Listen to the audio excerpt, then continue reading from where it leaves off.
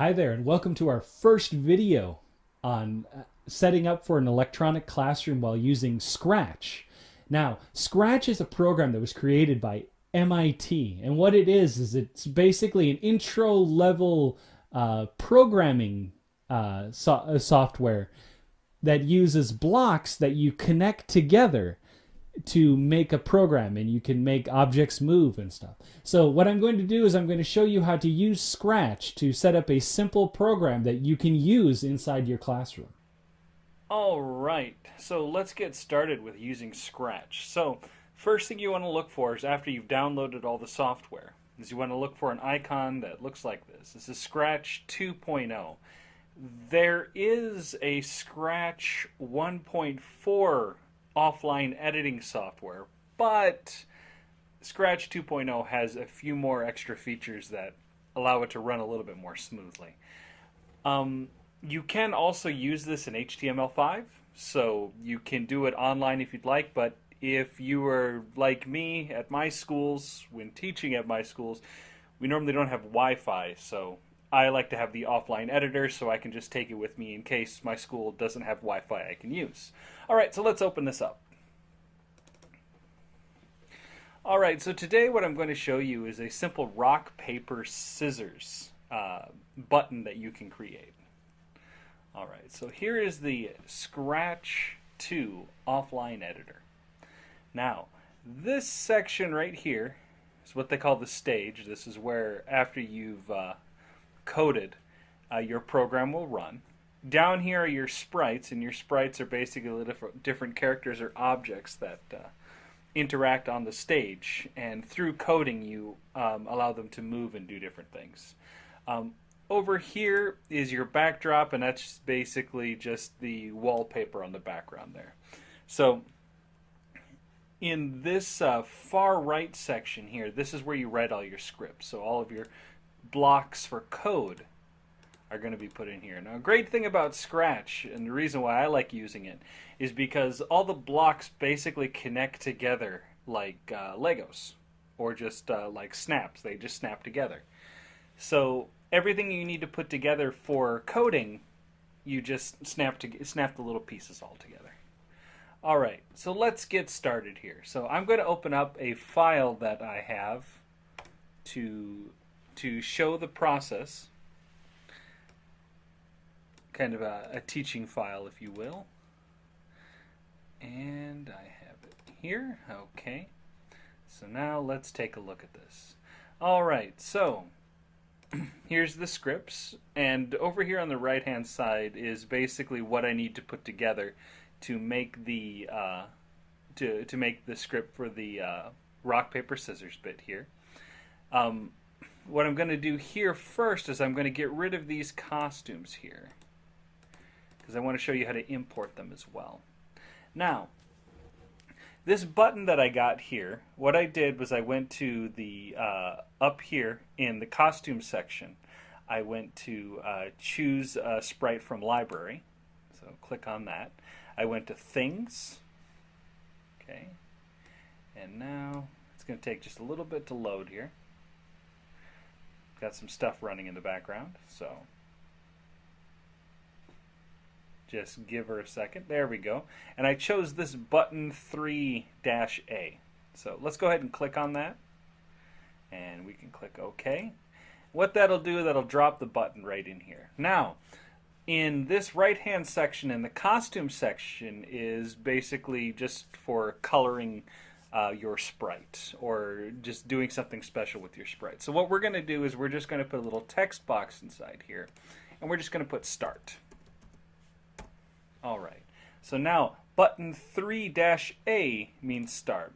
I have this on Go as well, but Go is just what I used originally. So let's go back to scripts now, and I'll show you how to work this. Alright, so when you're in this section here, the editing section, you can click and hold and move the objects inside here wherever you want them. So if I want this in the center, I can put it in the center. If I want it on the side, I can put it on the side. Once you go into the full screen mode here, this object doesn't move, and no matter how much I try and click, it's not going to move. But in editing, it'll move.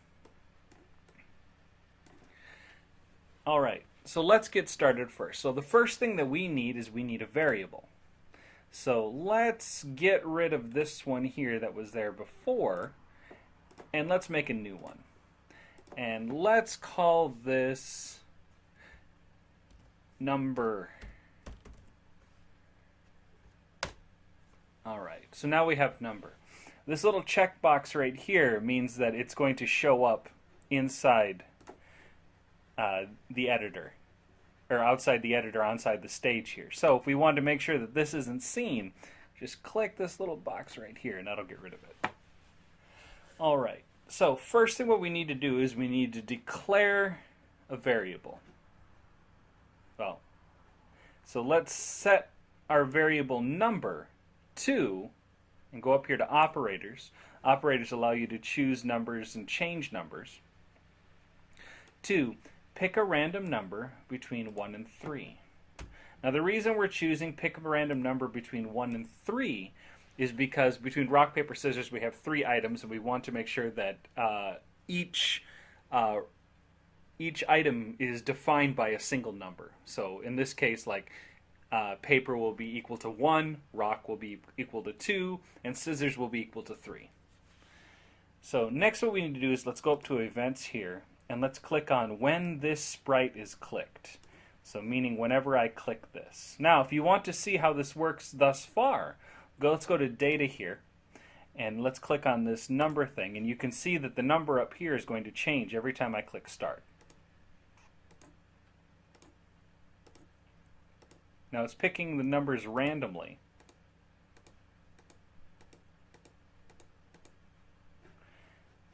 Anyway, so that's the first bit. So we want to make sure that it is actually looking for the pictures that we want. So let's get rid of this number marker there, and let's get into our next section. So the next thing we want to go to is control. And what controls do, these are your conditionals. So all of your conditionals inside here, they basically is like if, in this case here, let's just say if number is equal to 1, then it'll do something. If number is equal to 2, then it'll do something. So let's put this if function right here. If, go to operations, because we want to make sure it's equal, not greater than or less than. If, go back to data, and click on your number and slide it over. So if number is equal to 1, then we want this to change its costume, but we don't have any new costumes, so let's import some. So let's go right here to upload costumes. Okay, and now let's go back to this folder I have here. And here are the costumes that we have. So let's open all 3 of these for rock, paper, scissors. Now I'm using Paper Mario, a Pokemon picture, and Sebastian the Crab. I like to use these kind of pictures because it works very well with the kids. They seem to respond a lot better. Anyway, so now we have the name of this here is paper. So let's go back to scripts. So now, if number is equal to 1, let's go to looks because we're going to change the look of the button. Switch costume to paper. All right, so now we need to repeat this 2 more times for rock and scissors. So a fast way to do this is let's just grab this set of blocks right here, and let's right click and duplicate, and right click and duplicate again. If you put them together like this, if you have 2 of them together, it'll create 2 together at the same time. So I separated them apart from each other. Now let's put these both together here. Now all of these say equal to number 1, so let's change paper to 2, or let's change rock to 2. And let's change scissors to 3. So now that we've changed the numbers here, we have to go and switch the costumes now. So let's switch this to rock, and let's switch this to paper, or scissors. There we go. So now we have this set up here. So the next thing that we want to do is we want to make sure that when we click on the sprite, that it doesn't change the picture as fast as the computer can compute it. Because if we do that, it's going to be in microseconds. So no one's really going to be able to see the picture. So we need to make the computer wait and show us the picture for a certain amount of time and then reset itself. So let's go up to Control again and go to the wait number and seconds. And now in this number value here, let's just put in 3. All right? Now after that, we want it to switch back to our start button. So in order to make it switch back to our start button, let's go back to looks. Let's pull the switch costume to, and then that was that button 3A that we had up here. Button 3A. All right. So now the next thing we want to do is we want to go to events here. Put in our little green flag. So this means whenever this little green flag is clicked here, this is like a kind of like a reset button. We want it to show the button 3A.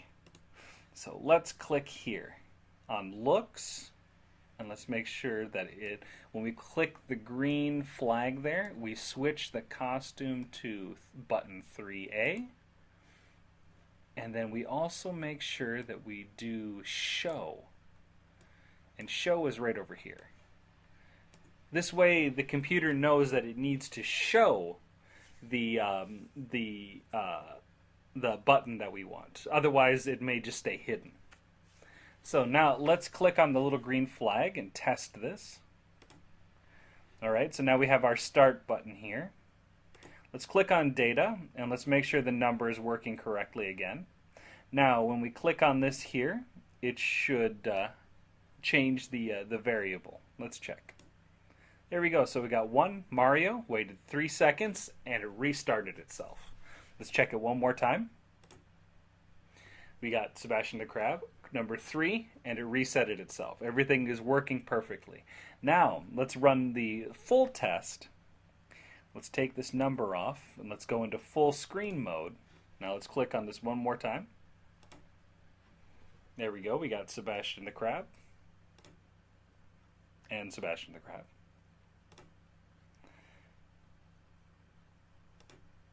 There we go. So it looks like it's working perfectly. All right, so that is how you create a simple rock, paper, scissors game inside Scratch.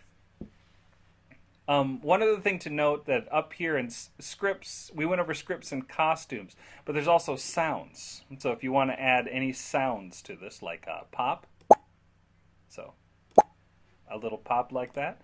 So let's just say that we want this thing to make a pop sound every time that we click on this. So let's go to sounds, play sound pop,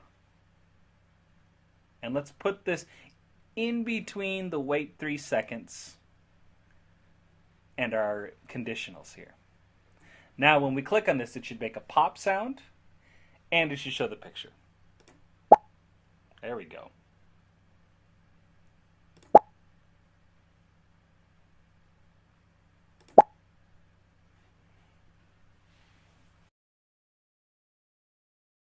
So this is Brian with the 4T podcast, and we created a short rock, paper, scissors scratch game that you can use in class. All right, so we'll talk to you later. Bye.